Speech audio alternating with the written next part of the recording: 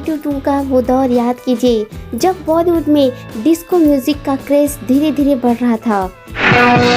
Will you sing with me?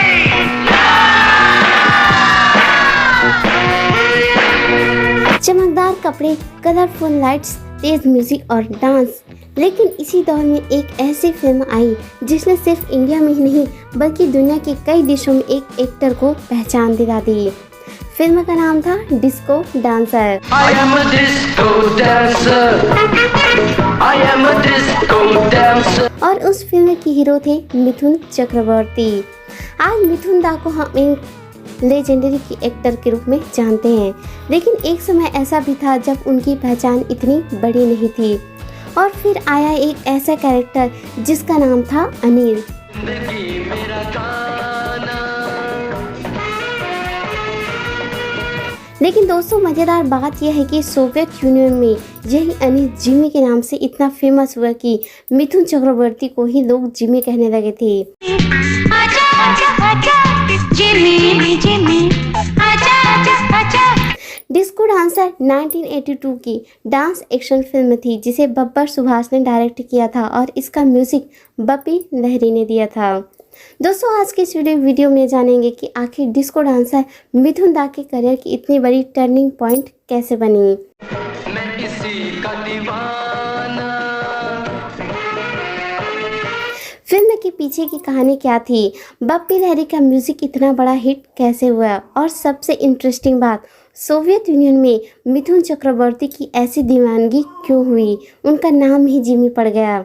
तो चलिए दोस्तों, शुरू करते हैं वीडियो में आगे बढ़ने से पहले दोस्तों आप लोगों से रिक्वेस्ट है कि आप चैनल को सब्सक्राइब ज़रूर कीजिएगा एंड वीडियो को लाइक ज़रूर कीजिएगा।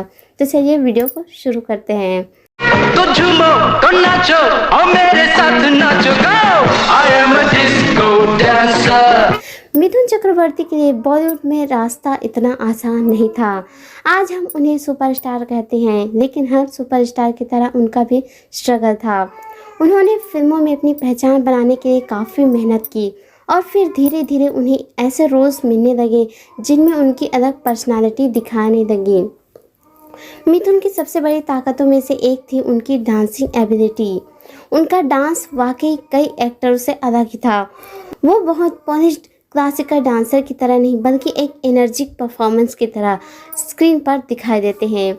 उनके डांस में एक खास रॉ एनर्जी थी और यही चीज़ बाद में डिस्को डांसर की सबसे बड़ी पहचान बनी। दोस्तों, अब वीडियो में आगे बढ़ते हैं। फिल्म के डायरेक्टर बब्बर सुभाष के बारे में बात करते हैं। तो डिस्को डांसर का कॉन्सेप्ट ही अपने समय में सबसे थोड़ा अलग था। यह एक ऐसे गरीब लड़के की कहानी थी जो गरीबी और मुश्किलों से निकलकर एक बड़ा परफॉर्मेंस बनता है। फिल्म में मिथुन ने अनिल का रोल निभाया। फिल्म में अनिल ने एक स्ट्रीट परफॉर्मेंस से बड़ा डिस्को स्टार बनने तक का सफ़र तय करता है। यानी स्क्रीन पर जो आप कहानी दिखाई, यानी जो मूवी में आपको दिखाई गई थी उसमें एक स्ट्रगल लड़के का बहुत बड़ा सपना था। और इंटरेस्टिंग बात यह थी कि उस समय मिथुन खुद भी इंडस्ट्री में अपनी पहचान मजबूत करने की कोशिश कर रहे थे, इसलिए शायद उनका परफॉर्मेंस कैरेक्टर के साथ इतना नेचुरली कॉन्सेप्ट कर पाया। अब अगर डिस्को डांसर की बात हो और बप्पी लहरी का नाम न लिया जाए तो कहानी अधूरी लगती है। फिल्म का म्यूजिक बप्पी लहरी ने कंपोज किया था और उन्होंने इस फिल्म के लिए ऐसा साउंड तैयार किया जो उस समय के बॉलीवुड में अलग अलग सुनाई देता है, जैसे कि इलेक्ट्रॉनिक साउंड, डिस्को बीट और एनर्जिक एंथम। फिल्म के एल्बम में कई यादगार सॉन्ग थे, जैसे I am a disco dancer, Jimmy Jimmy Jimmy आजा और याद आ रहा है सॉन्ग, और कोई यहाँ नाचे और गौरों की न कालों की। इन सॉन्ग्स के सिंगर में विजय बेंटी, पार्वती खान, बप्पी लहरी, उषा और सुरेश वाडकर और उषा मंगेशकर जैसे नाम शामिल थे। दोस्तों, अब बात करते हैं उस सॉन्ग की जिसे आज भी मिथुन दा की पहचान माना जाता है। I am a disco dancer. Song की शुरुआत ही ऐसी थी कि ऑडियंस का अटेंशन तुरंत स्क्रीन पर चला जाता है। मिथुन का कॉस्ट्यूम, डिस्को लाइट और उनका डांस और पीछे बप्पी लहरी का म्यूजिक इतना कॉम्बिनेशन में एक नया स्क्रीन इमेज बना दिया है। और इस सॉन्ग को विजय बेनेडिक्ट ने गाया था, यानी आप मिथुन की परफॉर्मेंस और बैकग्राउंड में विजय बेनेडिक्ट की वॉइस दोनों ने मिलकर इस सॉन्ग को आइकॉनिक बना दिया। आज भी जब कोई मिथुन दा का नाम लेता है तो बहुत से लोगों के दिमाग में सबसे पहली डिस्को लुक वाला ही इमेज दिखाई देता है। दोस्तों, अब आते हैं फेमस सवाल पर, मिथुन को जिमी क्यों कहा जाने लगा। फिल्म में मिथुन के कैरेक्टर का नाम था अनिल, लेकिन सोवियत यूनियन में फिल्म की पॉपुलैरिटी इतनी बढ़ी कि वहाँ अनिल का नाम ही जिमी के रूप में पॉपुलर हो गया। और फिर हुआ यह कि लोगों के बीच में मिथुन की पहचान ही जिमी के रूप में होने लगी। तो दोस्तों, सोचिए कि एक हिंदी फिल्म का कैरेक्टर एक इंडियन एक्टर और उसका नाम हज़ारों किलोमीटर दूर दूसरे देश में एक अलग नाम से फेमस हो गया। यही डिस्को डांसर की सबसे इमेजिंग अचीवमेंट में से एक थी। डिस्को डांसर सिर्फ इंडिया में ही सक्सेसफुल नहीं हुई, इनकी पॉपुलैरिटी सोवियत यूनियन, तुर्की, मिडिल ईस्ट, अफ्रीका और कई एशियन देशों तक पहुंची। लेकिन सोवियत यूनियन में इसका क्रेज़ बहुत अलग ही लेवल का था। अवेलेबल ट्रेवल सोर्स के अनुसार वहां इस फिल्म को लगभग 40 से 63 मिलियन व्यूअर देखने जाने लगा,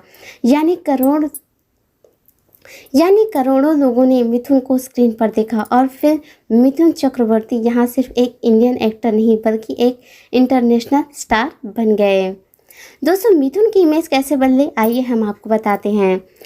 डिस्को डांसर से सबसे पहले मिथुन को लोग एक एक्टर के रूप में जानते थे, लेकिन इस फिल्म के बाद उनकी इमेज बदल गई और वो सिर्फ एक्टर नहीं थे, वो डांसिंग स्टार बन गए। उनका हेयर स्टाइल, उनका क्लोथ, उनके डांस स्टेप और उनका बॉडी लैंग्वेज सब कुछ यंग ऑडियंस के बीच पॉपुलर हो गया। उनका एक अलग ही स्टाइल बन गया और यही कारण है कि आज भी 80s बॉलीवुड की बात होती है तो मिथुन दा का नाम ज़रूर आता है। फिल्म में एक और बड़ा नाम था राजेश खन्ना का। राजेश खन्ना ने फिल्म में स्पेशल अपीयरेंस किया था। एक इंटरेस्टिंग ट्रिविया के अनुसार संजीव कुमार ने फिल्म के लिए हामी भरी, लेकिन डायरेक्टर बब्बर सुभाष राजेश खन्ना को लेना चाहते थे। आखिरकार राजेश खन्ना को अपनी दूसरी फिल्म की शूटिंग से सिर्फ कुछ दिनों के लिए समय मिला और उन्होंने डिस्को डांसर में गेस्ट अपीयरेंस किया, यानी फिल्म में मिथुन के साथ उस दौर में इतने बड़े सुपरस्टार का होना भी एक खास बात थी।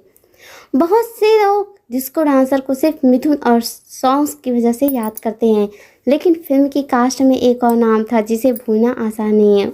वो नाम था ओम पुरी। उस दौर में ओम पुरी अपने सीरियस एक्टिंग स्टाइल के लिए जाने जाते थे और डिस्को डांसर ऐसी कमर्शियल डांसिंग फिल्म में उनका होना भी इंटरेस्टिंग कास्टिंग थी।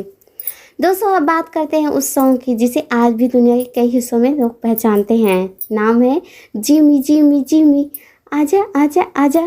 इस सॉन्ग को पार्वती खान ने गाया था और म्यूजिक बप्पी लहरी का था। सॉन्ग की कैची ट्यून और रिस्पेक्टेड हूँ इसे बेहद मेमोरेबल बना देता है। इतना ही नहीं, इस सॉन्ग की पॉपुलैरिटी इंडिया से बाहर भी पहुंची थी।